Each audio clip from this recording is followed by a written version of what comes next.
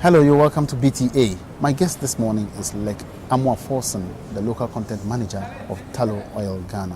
And we're going to talk about what is at stake at this year's Made in Ghana Summit come December 2014. Now, you're welcome to BTA. Thank you very much for having me. Now, what do you have to say about the Made in Ghana Summit? How relevant is it in Ghana? I think it's a good opportunity. There's a lot around oil and gas in Ghana today, and probably what it's going to do is to help people clarify a bit more around the opportunities and also the challenges or the realities around the oil and gas industry. And then it also helps to outline how companies can support the government in attracting foreign direct investment, capacity development, capability development of these people. So I think it's really a good of opportunities for companies and also for our major stakeholders in government to help us here.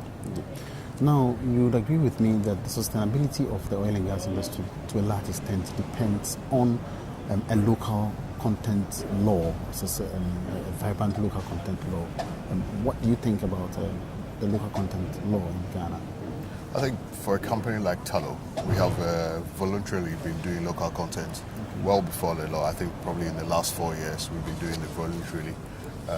We think it's the right thing to do as a business in the areas that we operate, in the communities that we operate. We think we should be able to contribute and help to take our suppliers along and grow their capability for them to grow and also contribute more to the communities that they work in. The law in itself it's been passed, and we continue to work with the regulators to how best we can implement it. Now, in Ghana, many people have confused local content and perhaps local development. They believe that some development activities that have to be done by government should be borne by the international oil companies, specifically in your situation, Tallow. Yeah. Where is the clarification? What is local content responsibility of IOCs and then government? I think so. There are a couple of things like a company like Tallow would do. We look around our local content around developing of the supplier base through our supply chain.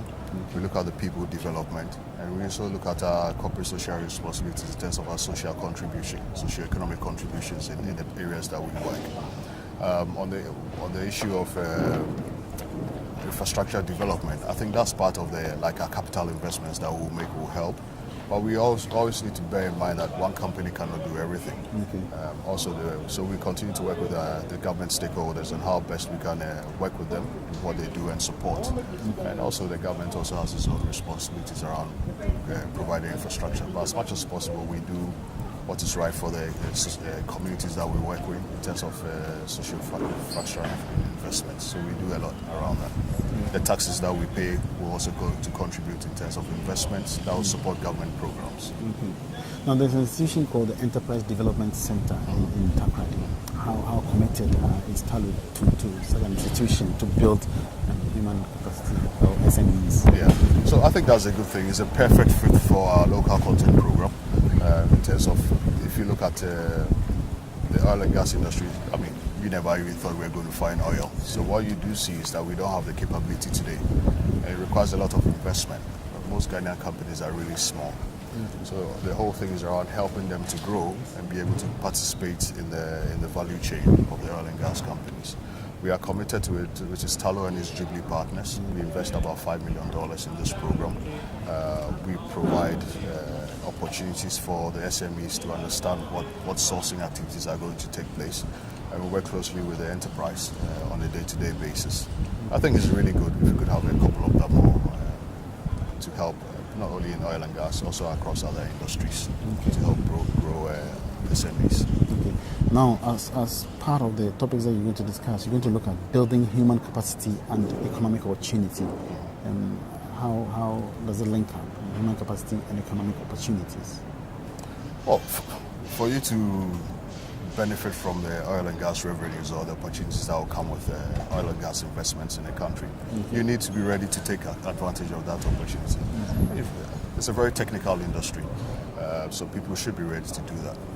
So we continue to invest in capability development. If you see our investments again with our partners in Jubilee Technical Training Center, which is the JTTC in Takoradi, which is really looking at how do you provide technical expertise, hands-on technical expertise that people can actually go into the FPSO and do some work. So that's really hands-on. So that's our contribution. We do circa $5 to $6 million investment in that one with our partners. So it's really important that we continue to grow capability. We invest in scholarship programs. We have the group scholarship scheme, 50 scholarships per year. Take people abroad for scholarships. And they don't necessarily have to come and work back in the oil and gas industry or in tallow. That's our contribution in terms of building capacity and capability of our resource base. And how responsive is tallow to engage locals? Into the industry. Into the industry to work. We do that. So as tallow as a company, exactly. I think we have over close to 300 local staff. Almost 87% of our staff employee population is Ghanaians. Also through our supply chain, where we let contracts, we sign or we get companies to commit to a local content plan, which covers buying goods and services in country, and also employment of Ghanaians in country. So there's so much tallow as a company can take, but also in our overall contribution, what we say is by our presence in Ghana, how can we actually, through our contracts, also encourage our contractors and their subcontractors to get more Ghanaians on board? Okay, all right. It's perfect. Now, also, you're going to talk about the continuous search for effective partners, and that's building relationships based on collaboration and partnership. And how is tallow focusing on this aspect? So if you really look at local content, it's not really a short-term game. It's really long-term to be sustainable. You can let contracts out today, and what you want to do is to see the supplier be in place for a longer time. So what we try to do is to develop suppliers and our relationships. What the local content law does is also good for the country because it creates opportunities for joint ventures. So a local company with our expertise, but with money, can partner with an international company with expertise and money. And then you partner, you grow your capability around that. So those are some of the things that you can actually think about. So who should attend the Made in Ghana Summit? Which kind of people? I think across industry players. I would like to think that across the populace, in all levels, all sectors, is good exposure and to get understanding. It also helps government, businesses, oil and gas players understand the challenges, the opportunities, and probably it will be also an opportunity for us to talk about the realities. There's the perception and also there's the reality. It's quite a technical industry. It requires a long-term investment. It's got to be sustainable. A lot of it's expensive to run. And it would be good to do that, and also probably outline more around the local content law and its implications and what opportunities it creates for people in Ghana. Okay. Are you also into environmental protection as part of local content? Oh, that was part of our EPA Okay. programs and EHS programs, not necessarily local content. I think our local content parts around communities will be our corporate social responsibilities, our socio-economic responsibilities, where we invest capital in infrastructure. We support communities around hospitals, fishermen communities. Those are some of the things that we do. Now, having invested in communities and individuals, do you monitor and evaluate what's going on afterwards? In performance. Yeah. It's not just putting up a building and walking away. It's also supporting them through. So there are multiple programs that we will look at. Some will be probably just investments. Some will be how you help the community to shape something and grow with it. So there are multiple things that we do around our corporate social responsibility activities. And how do you liaise with the other partners of the Jubilee field? There are several forums that we use to engage. There's the technical part. There's also financial discussions, etc. But we actually have quarterly sessions that we meet.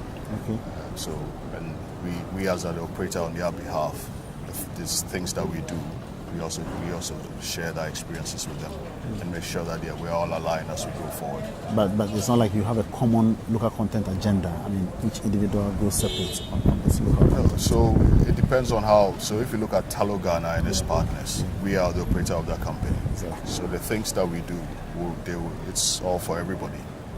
So everybody in that partnership, and then all those partners can also go alone and do their own as individual companies on what they do. Thank you very much. You're welcome. City development, capability development of these people.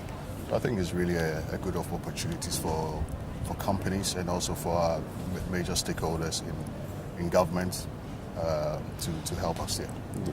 Now, you would agree with me that the sustainability of the oil and gas industry to a large extent depends on a local content law, so a vibrant local.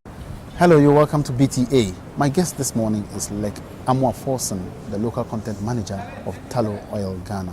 And we're going to talk about what is at stake at this year's Made in Ghana Summit come December 2014. Now, you're welcome to BTA.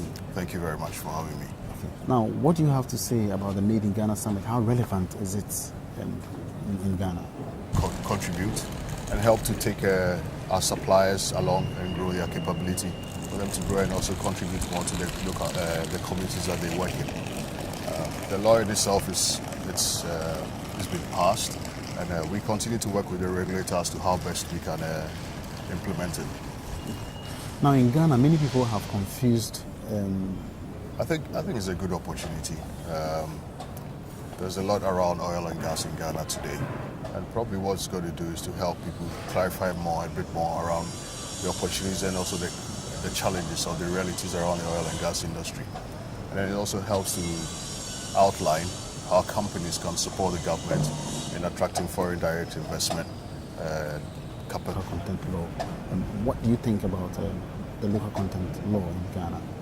I think for a company like Talo, we have voluntarily been doing local content well before the law. I think probably in the last 4 years we've been doing it voluntarily. We think it's the right thing to do as a business in the areas that we operate, in the communities that we operate. We think we should be able to